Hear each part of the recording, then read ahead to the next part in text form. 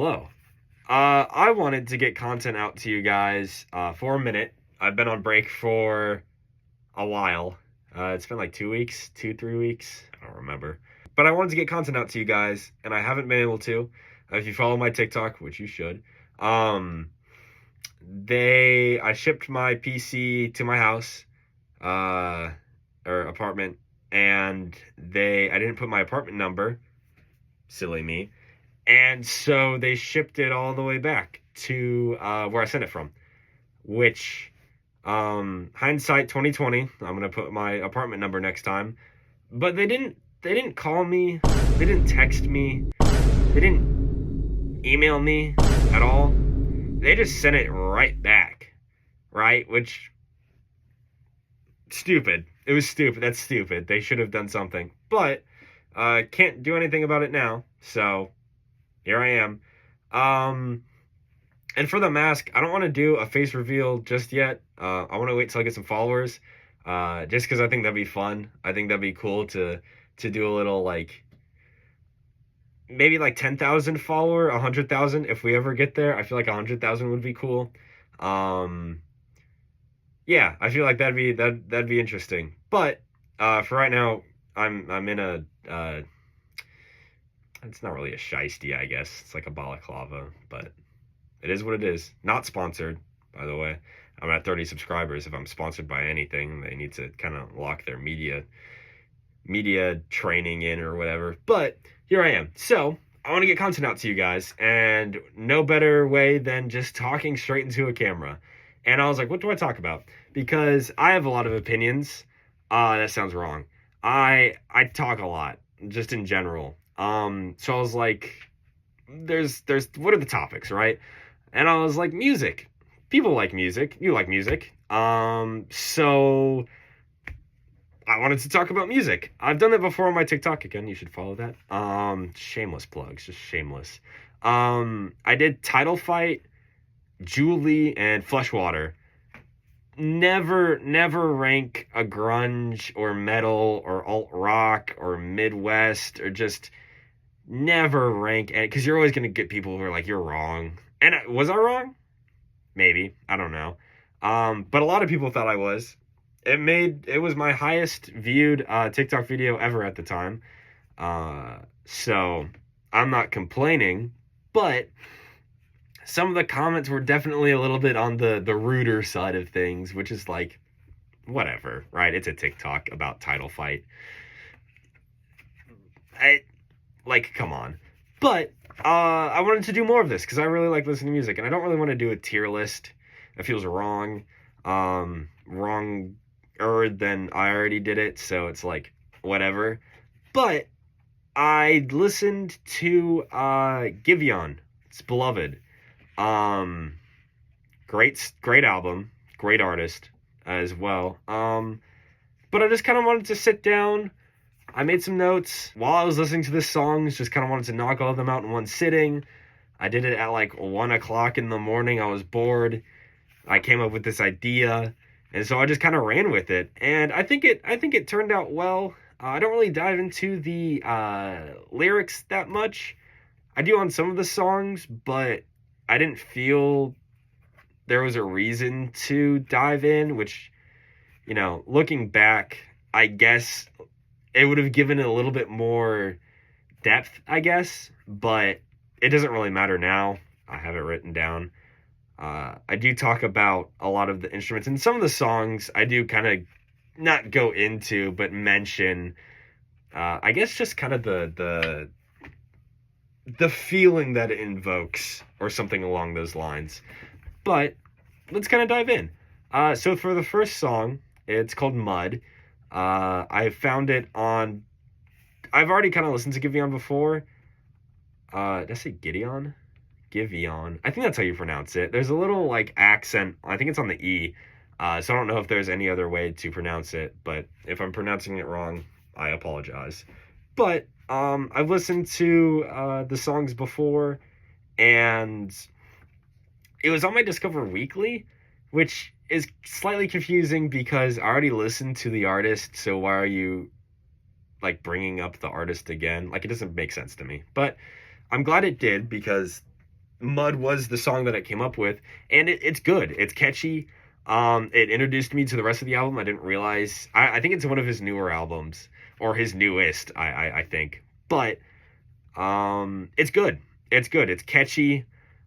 Strings. This is gonna come up a lot because he uses a lot of strings in most of these songs.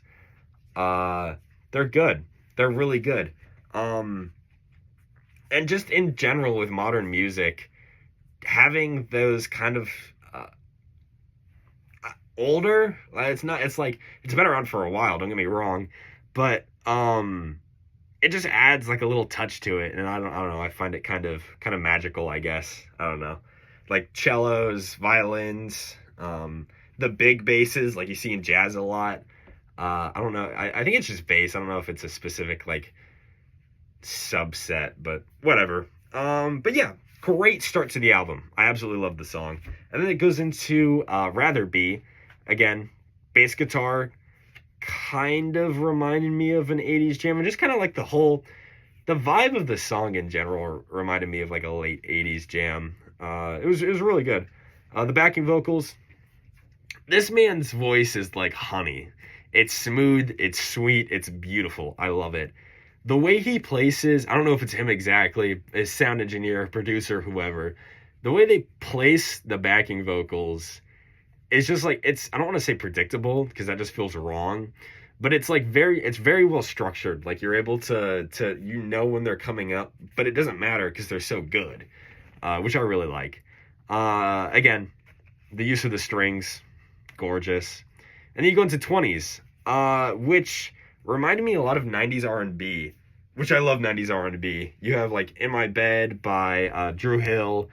And the specific song that this reminded me of, or the specific song that 20s reminded me of, not musically, but like feeling wise, is where did it go? If You Want Me by Total. Completely different song musically, like completely different, but it reminded me of it, and that is also a good song. You should go check out them. I don't know if it's specifically a band or not, but you should go listen to it either way. It's also a great song on like Blind Love. He walks into the relationship, or not, this is near the end of it actually, but he's like, this sucks. Like this is awful. I've been with you for so long, and now I realize that it's just not that good of a relationship. And the way that he does that storytelling wise, is good. It's really good. And then slow jams, again, falling back to 90s R&B. I just love them. And then you go to Strangers, back to the strings. Absolutely love them. The piano in the back kind of gives an eerie feeling, and I don't know if that's simply because the tone of it, or if it's in a minor key or anything like that, but it's very eerie. Kind of feels like a regret of the last, like a complete flip around, where he's like, I'm in love and it sucks, but now I'm broken up with and it sucks. Like I'm like despair, right? Like 10 p.m. as a single man, or just single in general. Actually, after 10 p.m., it's just like, damn, I wish I had a girlfriend. But the rest of the day is awesome. But not my favorite song so far, but definitely all the songs are good. Don't get me wrong. All the songs on this album are very, very good. But definitely not one of my favorites out of all of them. Numb, which is the next song. Beautiful transition from, which one is that? Strangers. I haven't really dived into the lyrics specifically on this album, but a lot of mentions, or at least I noticed a lot of mentions of like black and white. And I don't know if that goes back to kind of, again, being in love and it sucking, or just being in love and then not having anybody and wanting to be in love, or in love with somebody that you're not in a relationship with yet. And the way that they're structured within the album, where it goes, first one and then the second one, I don't know if that was on purpose or not. It kind of feels like it was, but I just noticed that kind of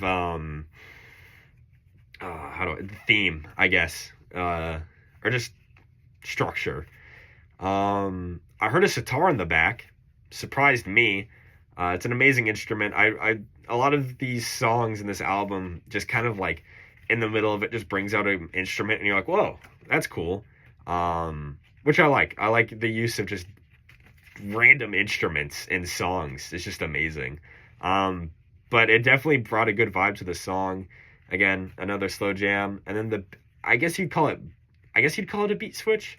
I don't know exactly. But it was near the end of it. It was very happy, and it kind of lifted up the rest of the song, not in like a in a mood way, you know. But it was good. I can tell. Complete switch up from the last few songs. Just goes full home wrecker. Like, I Can Treat You Better Than Him. It just completely threw me off. I was like, whoa. We went from like missing her to being like, all right, I can give you the world, and I can tell he's treating you wrong. Which, interesting.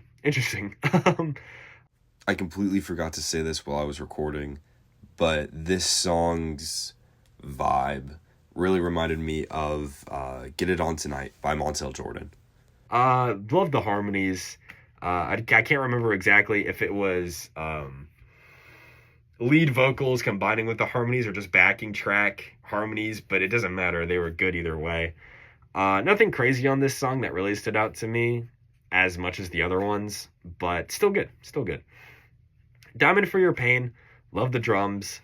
The piano as the lead was a really nice touch.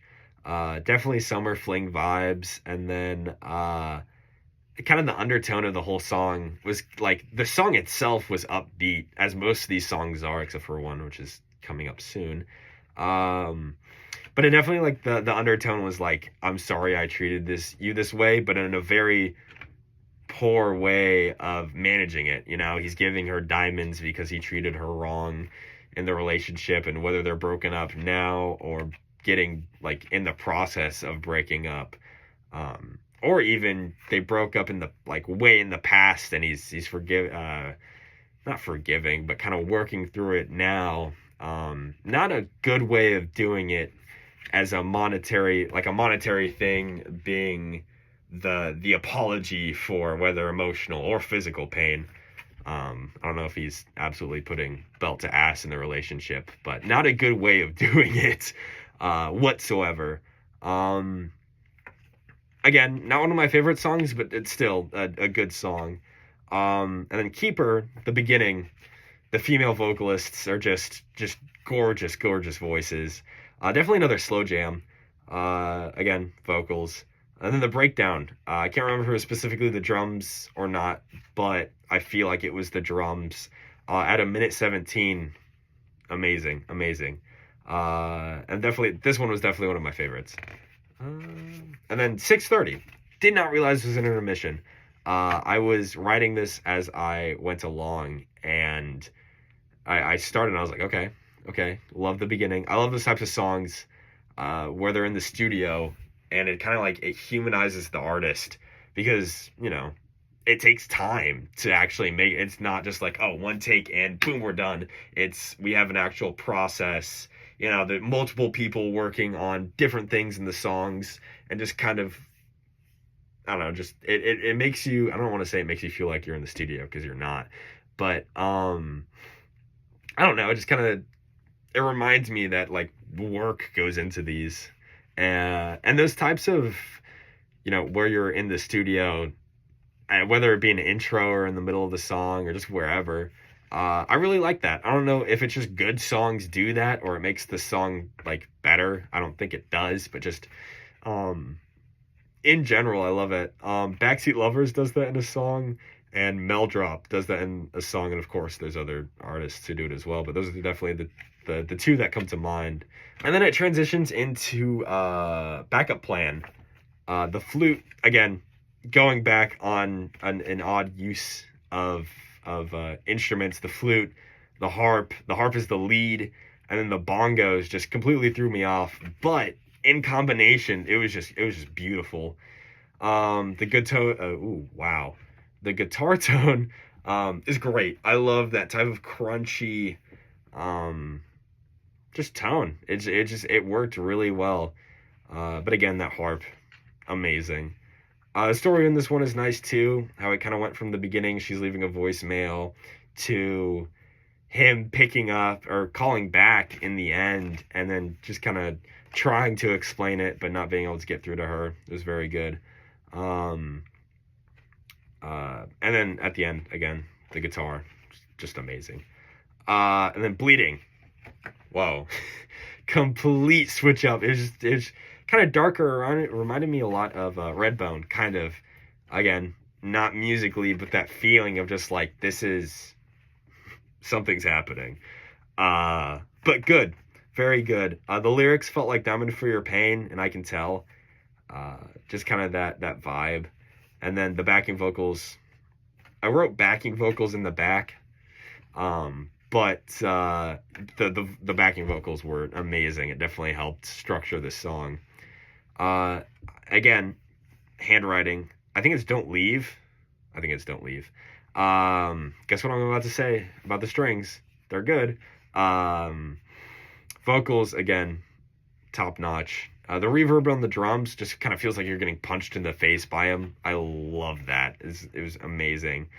And then the harmony at the end, which I absolutely butchered with an IE at the end, and is also in all caps with probably the worst handwriting on this card. It was good. I'm pretty sure this is the one where he's going back and forth with the female vocalist. Amazing. It was great. Definitely a nice introduction of a new way of storytelling from the rest of the songs. And then Avalanche, bass guitar, killing it as always. And I really like the beat on this one, but nothing really else stood out to me. And then I decided to shorthand the last song as GBU. I don't remember if it's The Good, the Bad, the Ugly, or Good, Bad, and the Ugly. I don't remember. Either way, the lyrics in this one, the way they're structured, definitely a lot different than the rest of the songs in this album, which for me, I really like the way that he did it. A lot of the songs in this album kind of have the same flow. This one definitely broke that up, and it was a great way to end the album as well, especially... I think it was the guitar. It just kind of felt like a run-on sentence, but musically, I don't know if there's a specific word for that. It was just good. Just a good way to end the album. And then kind of my take on the album in whole. Great, amazing. Give it a listen immediately. And definitely listen to some of his other songs as well. He's just very musically talented. And again, I don't know if it's, he's producing it or he's writing it or whatever, but whatever team he has, if he has one, they're doing an amazing job. But definitely give, again, this album and other songs of his a listen. It's definitely more of like a modern R&B, like a pop R&B. Again, I'm awful with genres. It gets confusing after a while, and there's like a million of them. So, but slow jam, I guess, is a slower. It's like a fast jam in a slow way. I know that makes 0 sense, but in my head it works. But yeah, vocals, sound production, just everything combined, good mixing. It's good. And yeah, that's really it. I want to post more. So if you guys have any recommendations, other albums, just songs in general, if you guys just want me to talk about stuff, I complain about a lot. I bitch a lot, and I feel like I can make decent content off of it. I was just sending voice notes to people because I had gripes with dating apps. If you want me to make a video about that, I absolutely will. But yeah, just let me know. And we came up on 30 subscribers. Let's go. And I think it's 87 followers or 88 followers on TikTok. Which doesn't sound like a lot, but putting that in perspective, that was like, it's a lot of people. That could fill a room. 87 can fill a room pretty well, and so can 30. So I want to give thanks to everybody who is started following this little journey of mine in the beginning. I do really appreciate it. But yeah, I want to be able to make more content for you guys. Your follow, is that a bug? Ugh. I want to make more content for you guys. Just because I enjoy doing it. It's fun. I like being able to give people something they can watch and enjoy. So if you guys have any recommendations or anything, really let me know. And yeah, thank you so much. Like, subscribe, please. God, I need more. I would love more. Could you imagine me making money off of this? I'm sitting in a closet with a really shitty mask on, talking about songs. I can make money from this. Are you kidding me? So please subscribe. Recommend this to your friends. Go follow my TikTok. I have an Instagram too. I don't really post as much on there. I definitely post a lot more on my TikTok. So, go give that a follow. And yeah, hopefully I can get my computer back and give you, I guess, the regular scheduled gaming clips. I also have a peak video that I've been editing for 8 months now, and it's not that hard. I'm just lazy as fuck. So yeah, thank you so much. Peace.